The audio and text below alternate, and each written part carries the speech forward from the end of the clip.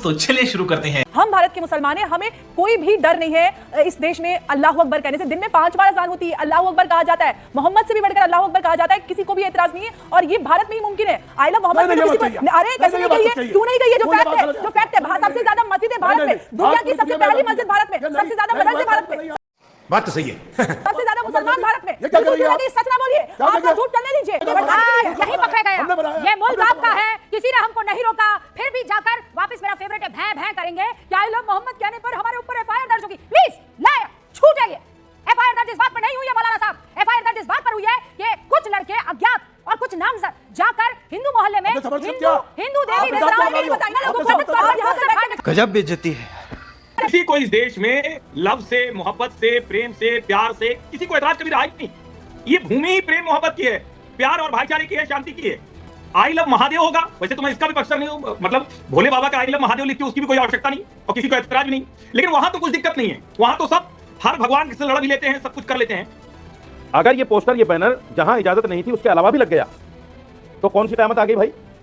Police को चाहिए था कि उन पर कार्रवाई ना करके उनसे कह दिया जाता भाई जहां की आपकी परमिशन है वहां कर लीजिए। हिंदू समुदाय को आई लव मोहम्मद का पोस्टर लेके सड़कों पे उतरना चाहिए और सारे मुसलमानों को आई लव महादेव का पोस्टर लेकर उतरना चाहिए। विवेक श्रीवास्तव जैसे लोग भी साजिश करता है। स्पीक से I love Mahadev, I love Mohammad हमने बोला, आई लव महादेव नहीं आई लव मोहम्मद बोलूंगा क्योंकि मुसलमानों के साथ सॉलिडेरिटी दिखानी है। आई love Mahadev why should I से आई लव नहीं है रूबिका जी, आई लव महादेव कहने की हिम्मत नहीं। नमस्कार। हाल ही में देश में मोहम्मद पोस्टर विवाद पर सियासी और धार्मिक घमासान शुरू हो गया है। रूबिका लियाकत के शो में इस मुद्दे पर जमकर बहस हुई। मौलाना साजिद रशीदी के बयान ने डिबेट को और भी गर्मा दिया, जहां सियासी और धार्मिक दोनों मोर्चे पर तीखे सवाल जवाब हुए। मोहम्मद के पोस्टर विवाद की असली वजह क्या है?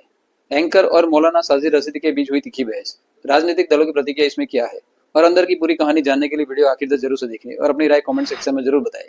वीडियो को लाइक, चैनल को सब्सक्राइब जरूर से कर दीजिए क्योंकि आपका ये समर्थन हमारे लिए बेहद ही खास है। तो चलिए शुरू करते हैं इसकी मेन डिबेट। साहब रुकिए ना, इधर मतलब किस बार आप लगातार बोले चले जा रहे हैं। अंबर ने एक बार भी आपके बीच में बोला? एक बार भी नहीं बोली, एक बार भी। वो सब्र के साथ ये महिला आपको सुनती रही और जैसे ही उन्होंने और क्या गलत बोल दिया कि आपके अंदर का जो है अचानक ईमान डोलने लग गया। क्या कहा अंबर ने? यही तो कहा अलीम साहब। हाँ तो क्या अजान, क्या आपकी बकवाती है अजान? क्या आपकी बकवाती है क्या अजान? हिंदुस्तान में सबसे ज्यादा अजान है, सबसे ज्यादा मस्जिदें हिंदुस्तान में है, तो सबसे ज्यादा अजान कहाँ होगी?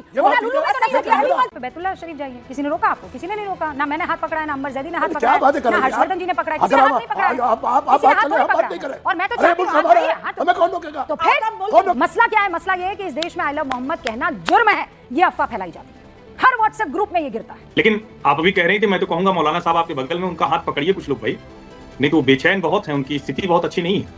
आपने उनको मुस्लिम स्कॉलर के तौर पर बैठाया हुआ है। स्कॉलर तो बड़ा धीर गंभीर होता है। ये जिस तरह से उत्तेजना में आके अंबर से मतलब कोई ये ऐसे आप शांति करें, फिर शुरू हो गए। अरे असली साहब मैं तो चुप रहूंगा, आप जो है थोड़ा शांति रखिए। अभी तो मैंने कुछ कहा भी नहीं, मैं तो सिर्फ ये कह रहा हूँ कि आपका हाथ पकड़ने की जरूरत है। आप बुजुर्ग हो गए हैं, थोड़ा शांति से। अब मूल बात पर आते हैं। किसी को इस देश में लव से, मोहब्बत से, प्रेम से, प्यार से किसी को एतराज कभी रहा ही नहीं। ये भूमि ही प्रेम मोहब्बत की है, प्यार और भाईचारे की है, शांति की है। लेकिन मेरे कुछ सवाल हैं। क्या ये पोस्टर्स पर इस तरह से आई लव मोहम्मद लिखा रहे और गलती से कहीं फट गया? मेरे सवाल इसके आगे के हैं रुक जाइए, क्योंकि आपने स्थिति एकदम स्पष्ट कर दी और क्योंकि असदी साहब बैठे हुए मुस्लिम स्कॉलर के तौर पर, गलती से फट गया तो ब्लास्फेमी होगी, सरतन से जुदा के नारे लगेंगे या नहीं लगेंगे? क्योंकि देखिए दोनों में थोड़ा फर्क है। आई लव महादेव होगा, वैसे तो मैं इसका भी पक्षधर नहीं हूं, मतलब भोले बाबा का आई लव महादेव लिखते उसकी भी कोई आवश्यकता नहीं और किसी को एतराज भी नहीं। लेकिन वहां तो कुछ दिक्कत नहीं है, वहां तो सब हर भगवान से लड़ भी लेते हैं, सब कुछ कर लेते हैं। आप जब कहते हैं मूर्ति पूजा निषेध है, आप जब कहते हैं चित्र नहीं होना चाहिए, तो क्या ये ठीक रहेगा मौलाना साहब? और क्या खतरनाक राह पर नहीं पड़े? वैसे ऐसा हो जाए तो मैं प्रसन्न हूँ। कर लूं। मैं ये कहना चाहता हूं, जब ये बात पूरी फैल गई और पूरी आग लग गई सोशल मीडिया पर, तब 5-6 दिन के बाद एक पुलिस अधिकारी सामने आता है और कहता है कि साहब ये आई लव मोहम्मद सल्लल्लाहु अलैहि वसल्लम पर एफआईआर नहीं हुई। ये तो इन्होंने गलत जगह पर पोस्टर बैनर लगाया, प्रोग्राम दूसरी जगह पर किया, इसलिए कि आप इसके पीछे की मंशा को समझिए ना।